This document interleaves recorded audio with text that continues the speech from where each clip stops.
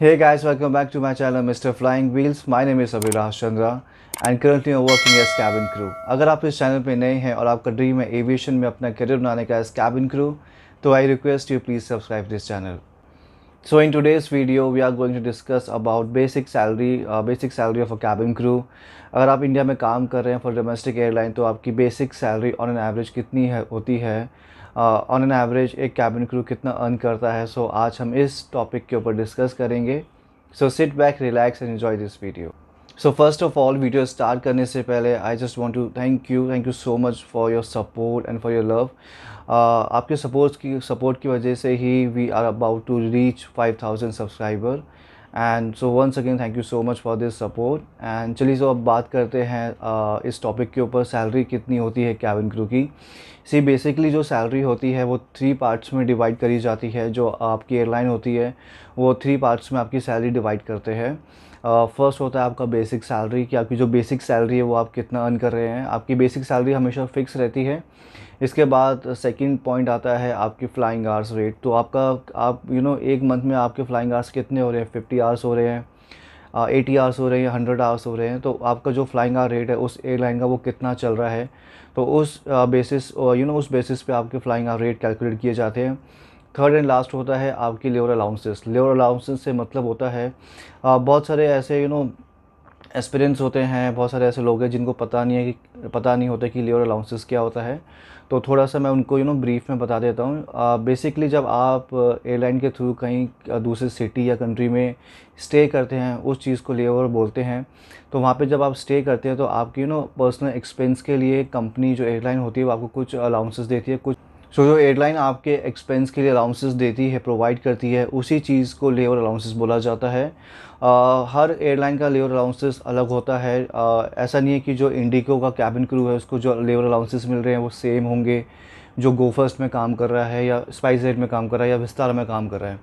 Same अगर आप international levers करते हैं तो इंटरनेशनल लेवर्स के अलाउंसेस अलग होते हैं, डोमेस्टिक लेवर्स के अलाउंसेस अलग होते हैं.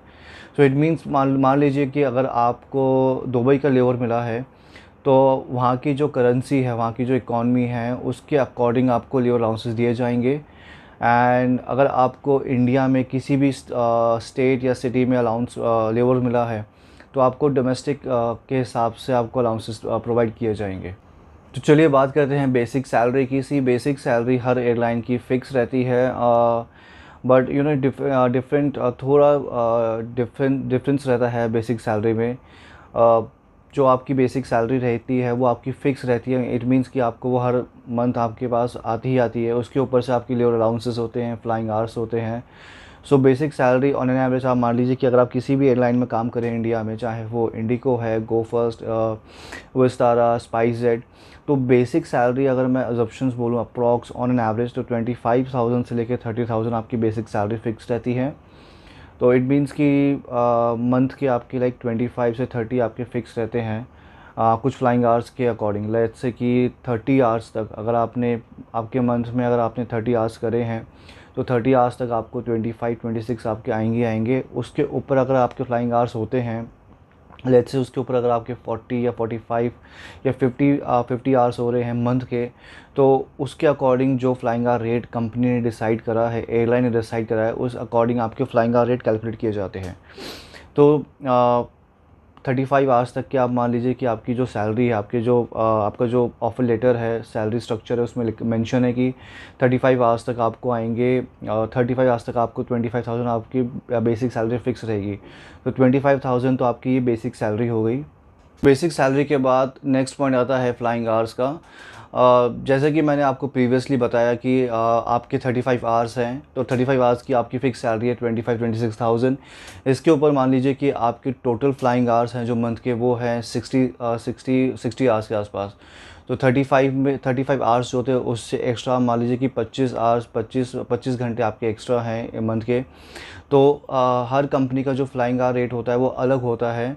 किसी एयरलाइन का flying hour rate 300 per hour होगा तो किसी का 400 होगा, किसी का 500 होगा. डिपेंड करता है कि आप कौन सी एयरलाइन में काम कर रहे हैं.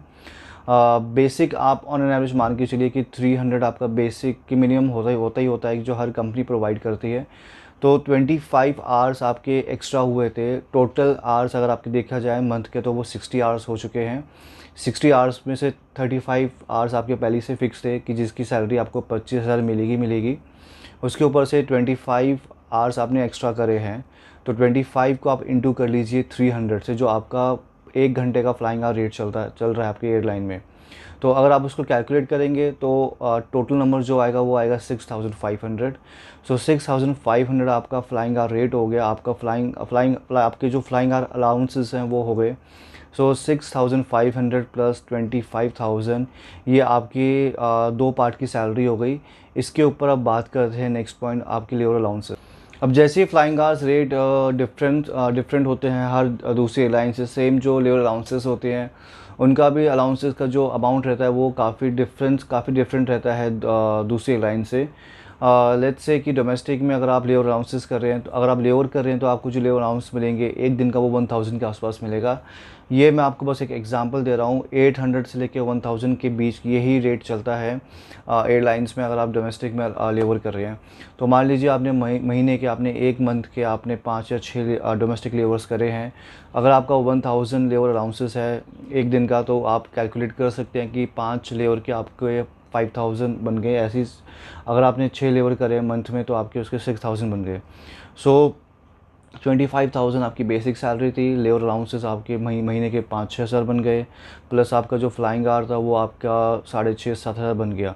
तो प्लस आपको आपके परफॉर्मेंस के बेसिस पे आपको इंसेंटिव्स ये सभी प्रोवाइड किया जाता है। तो अप्रॉक्स करते करते 40 तक आपकी सैलरी आराम से बन जाती है। ये एक बेसिक सैलरी है 42। इट डिपेंड्स कि आपके फ्लाइंग आवर्स कितने हैं। मैंने तो यहाँ पे आपको मिनिमम एक एग्जांपल दिया है कि आपके मंथ में 60 आवर्स हो रहे हैं, नहीं तो मिनिमम जो आपके फ्लाइंग आवर्स होते हैं मंथ के वो 60 अबव ही जाते हैं। तो अगर आप 70 आवर्स कर रहे हैं मंथ के, 75 आवर्स कर रहे हैं, तो उस हिसाब से आपको फ्लाइंग आवर्स की जो आपकी जो वैल्यू है फ्लाइंग आवर्स की वो बढ़ जाती है। तो 45, 50, 40 से लेके 50,000 के बीच में आप ऑन एन एवरेज मान लीजिए कि आपकी इतनी सैलरी बनेगी अगर आप एज अ फ्रेशर लगते हैं किसी भी Indian domestic airline. I hope you like this video. बहुत सारे एक्सपीरियंस, बहुत सारे फॉलोअर्स का मेरे पास मैसेज आया था। बहुत लोगों को कन्फ्यूजन होती है कि बेसिक सैलरी कितनी होती है कैबिन क्रू की इंडिया में अगर वो डोमेस्टिक एयरलाइन में काम कर रहा है।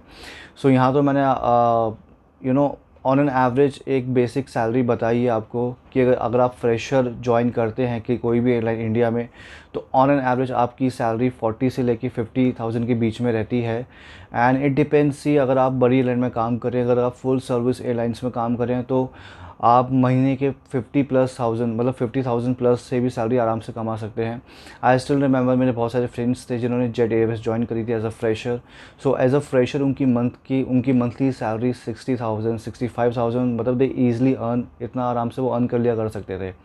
सो इट डिपेंड्स एयरलाइन कि आप कौन सी एयरलाइंस ज्वाइन कर रहे हैं, उस एयरलाइंस का सैलरी स्ट्रक्चर कैसा है, कितने बेनिफिट्स, कितने आपको वो सब चीज़ें पर्क्स प्रोवाइड कर रही है। तो डिपेंड करता है कि आप कौन सी एयरलाइन में काम कर रहे हैं। बट ऑन एन एवरेज आप 40-45,000 आप मान के चलिए अगर आप एज अ फ्रेशर किसी भी एयरलाइन में काम कर रहे हैं। I hope you like this video. Still अगर आपको कोई डाउट है रिगार्डिंग दिस टॉपिक या किसी भी टॉपिक के ऊपर, आप कमेंट सेक्शन में अपना फीडबैक मुझसे शेयर कर सकते हैं। Till then stay safe, see you on board.